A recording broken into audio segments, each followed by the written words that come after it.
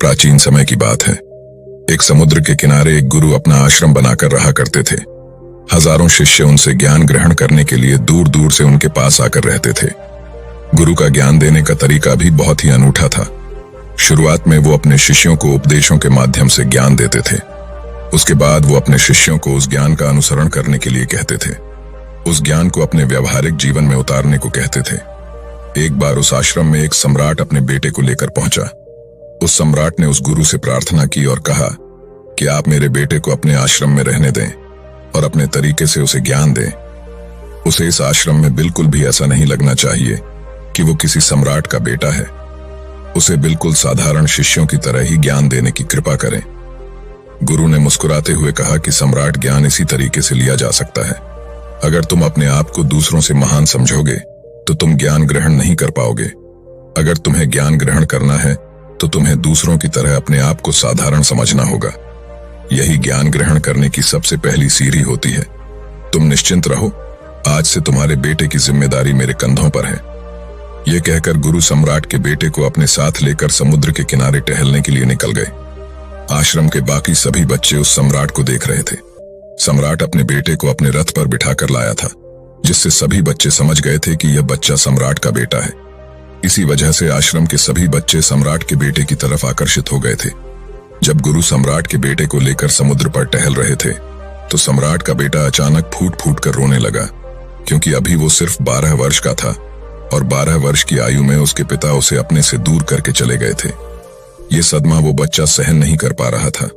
वो नहीं समझ पा रहा था कि उसके पिता उसकी भलाई के लिए उसे उस गुरु के पास करके गए हैं। उसे रोते हुए देखकर गुरु ने कहा कि बेटा, मैं तुम्हें चुप नहीं करूंगा। हो सकता है कि आज मैं तुम्हारे आंसू पोंछ दूं, लेकिन कल तुम फिर अपने आप को अकेला पाओगे। याद रखना, जीवन में इंसान अकेला आता है और अकेला ही जाता है। जितनी जल्दी जो इंसान इस बात को समझ लेता है, वो उतनी जल्दी आत्मज्ञान के रास्ते पर निकल जाता है। गुरु ने अपनी बात आगे बढ़ाते हुए कहा कि जो इंसान अकेला रहना सीख लेता है, वही खुद से प्यार कर पाता है, और जो खुद से प्यार करना जानता है, वो किसी के भी जाने का अफसोस नहीं करता, क्योंकि वो खुद से ही प्यार करता है। धीरे धीरे तुम आश्रम के माहौल में ढल जाओगे।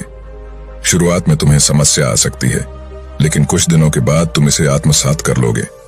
उसके बाद तुम्हें यही जगह बहुत अच्छी लगने लगेंगी। ये जगह तुम्हें अपने महल जैसी लगने लगेंगी। संध्या हो चली थी। समुद्र के दूसरे छोर पर सूरज छिपने लगा था और अपनी लालिमा पूरे आसमान में बिखेर रहा था। बहुत ही सुंदर दृश्य था और गुरु शिष्य को अपने साथ लेकर आश्रम में वापस लौट आए। उस शिष्य को भी सांत्वना मिली, क्योंकि गुरु की आंखों में एक अभूतपूर्व शांति झलक रही थी।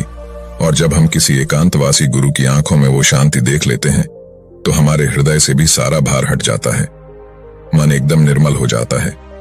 जब सम्राट का बेटा रात्रि का भोजन करने के लिए भोजन कक्ष में पहुंचा तो आसपास के सभी शिष्य उसके पास आने लगे। उन सभी को पता था कि यह सम्राट का बेटा है और अगर हम इससे दोस्ती कर लेते हैं तो उससे हमारा बहुत फायदा होने वाला है। यही सोचकर आश्रम के ज्यादातर शिष्यों ने उसे घेर लिया था। बस कुछ बच्चे जो अकेले रहने का महत्व समझते थे, जो दिखावे में विश्वास नहीं करते थे, वो उस सम्राट के बेटे के पास जाने की बजाय अपना पूरा ध्यान खाने पर लगा रहे थे और एकांत में बैठकर अपना भोजन कर रहे थे। कुछ दिनों के बाद सम्राट के बेटे की आश्रम के ज्यादातर बच्चों के साथ दोस्ती हो गई। अब वो आश्रम में उन बच्चों के साथ घूमता, उन्हीं के साथ अपना ज्यादातर समय बिताता। आखिरकार वह सम्राट का बेटा था। सुख सुविधाओं में पला हुआ था। आसपास बहुत से दास और दासियां होते थे। आसपास अपने मित्रों से घिरे होना, वही दिनचर्या उसने इस आश्रम में भी अपना ली थी। ऐसा नहीं था कि गुरु को यह सब पता नहीं था, पर गुरु उसे अलग तरीके से ध्यान देना चाहते थे। बच्चों को ज्ञान आप उपदेश देकर नहीं दे सकते, उन्हें साक्षात्कार कराना होता है। उसके बाद उन्हें वो बात समझ आती है जो आप समझाना चाहते हैं। गुरु को ये बात पता थी कि अगर मैं इसे बोलकर बताऊंगा तो ये कभी समझ नहीं पाएगा। मुझे ऐसे दिखाना होगा, इसे एहसास कराना होगा कि अकेले रहकर तुम अपनी शक्तियों को जान पाओगे। ये सीख देने के लिए गुरु एक दिन उस शिष्य को अपने साथ एक ऊंची चोटी पर ले गए।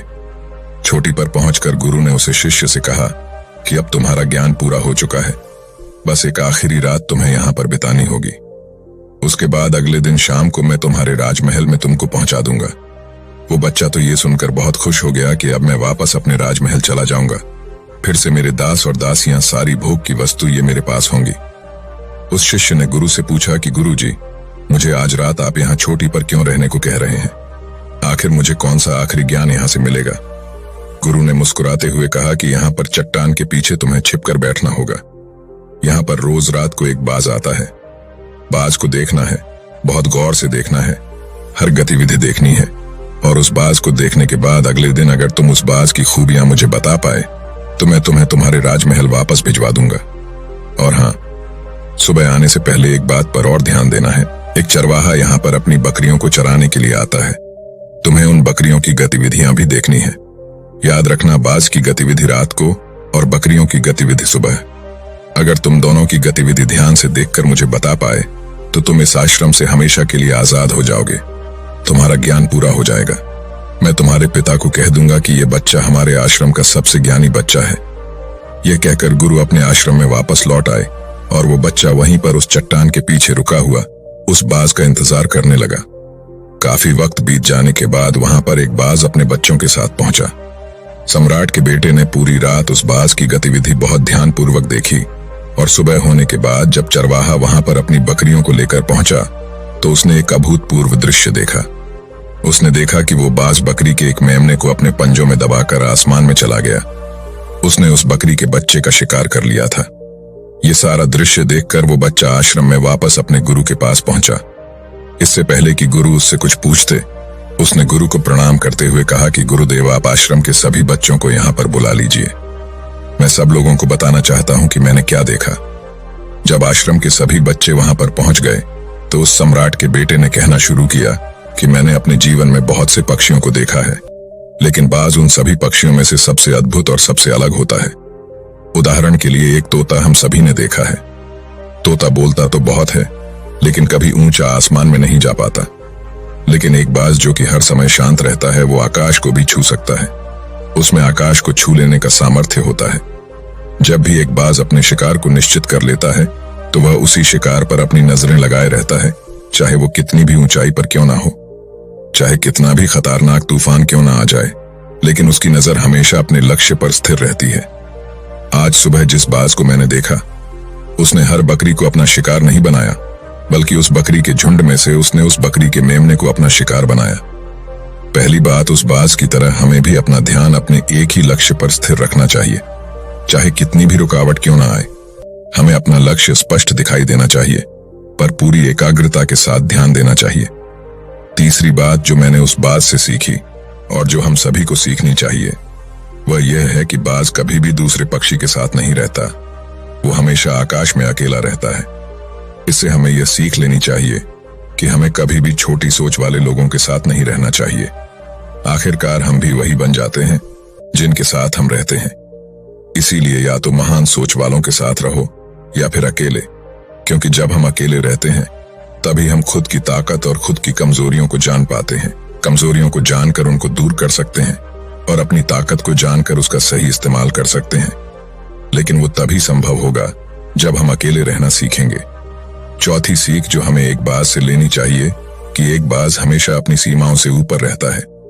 जब तूफान आता है तो हर एक पक्षी अपने घोंसले की तरफ भागता है, खुद को छुपाने की जगह ढूंढता है, लेकिन बाज ऐसा कुछ भी नहीं करता।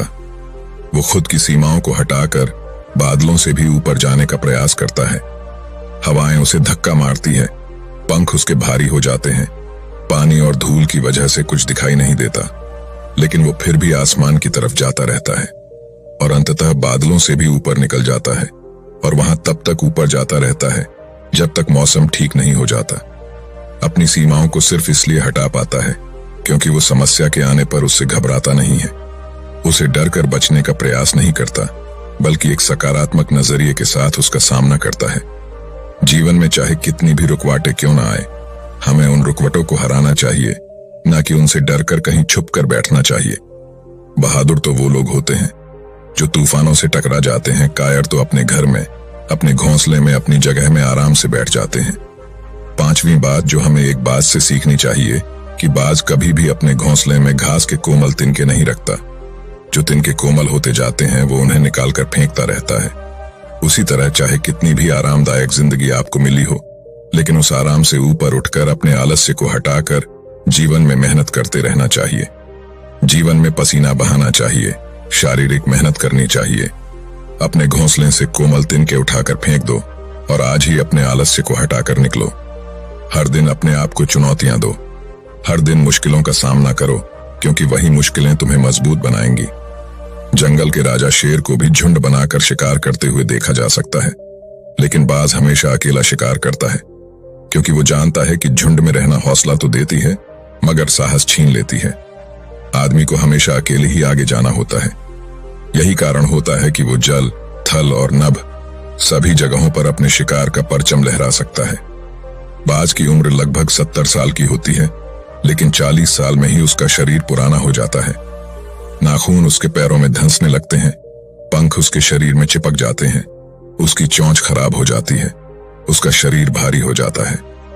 ऐसी स्थिति में शिकार करना तो क्या, जीने की भी हालत नहीं रहती उसकी। ऐसे में उसके पास सिर्फ 2 विकल्प होते हैं।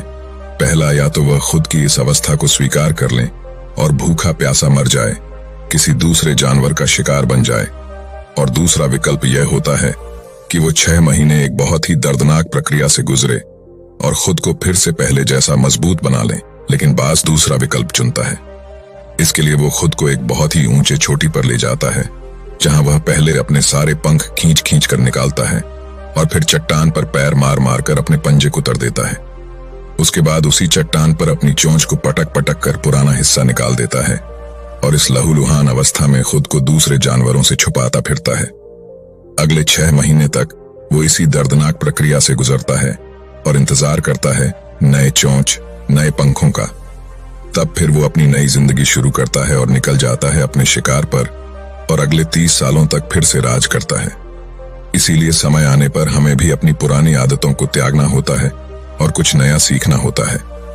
समय के साथ बदलना होता है, अपने आप को तैयार करना है, वरना हमारा भी शिकार हो सकता है, हम भी पीछे रह सकते हैं। इसके बाद सम्राट के बेटे ने बकरी की विशेषता बताते हुए कहा कि बकरी हमेशा झुंड में चलती है। उन्हें झुंड में एक साथ चलने से हिम्मत मिलती है, लेकिन जैसे ही उन पर शिकार होता है वैसे ही वो बकरियां तितर बितर हो जाती। उस पूरी बकरियों में से एक भी बकरी अपने साथी की मदद करने के लिए वापस नहीं लौटती। इससे हमें यह सीख मिलती है कि हमारे साथ कितने भी लोग हो, किसी पर भी यकीन नहीं करना। यकीन करना तो खुद पर करना, क्योंकि बुरा समय आने पर वो बकरी तितर बितर हो जाएगी, आपको पता ही नहीं चल पाएगा। गुरु को प्रणाम करते हुए सम्राट के बेटे ने अपने गुरु से कहा कि गुरुदेव, अगर मुझसे कोई सीख रह गई हो तो कृपया करके आप बताने की कृपा करें। गुरु ने सभी बच्चों को संबोधित करते हुए कहा कि ये सभी बातें जो अभी इस बच्चे ने बताई हैं सब सही है, लेकिन ये सारी खूबियां आप लोगों में तभी पैदा हो पाएगी जब आप अकेले रहने का अभ्यास करेंगे। आपने देखा होगा कि बाज कभी भी किसी दूसरे पक्षी के साथ नहीं रहता, ना ही किसी के साथ अपनी दोस्ती बनाता। वो आसमान में अकेला रहता है और अकेला रहने की वजह से वो अपनी ताकत और अपनी कमजोरियों को जान पाता है। इसके बाद गुरु ने अपनी बात खत्म करते हुए कहा कि मैं आज रात इस सम्राट के बेटे को इसके राजमहल में पहुंचाने के लिए जा रहा हूं, क्योंकि इसकी सीख यहां पर पूरी हो गई है। और यह कहकर गुरु उस सम्राट के बेटे को राजमहल की तरफ ले जाते हैं। तो दोस्तों, ये थी आज की कहानी। तो दोस्तों, यदि आप भी महात्मा बुद्ध को दिल से मानते हैं और उनके भक्त हैं तो वीडियो को लाइक करके और कमेंट बॉक्स में नमो बुद्धाय जरूर लिखें। और दोस्तों, आपका जो भी सवाल है वो आप इस वीडियो में पूछ सकते हैं। धन्यवाद। नमो बुद्धाय।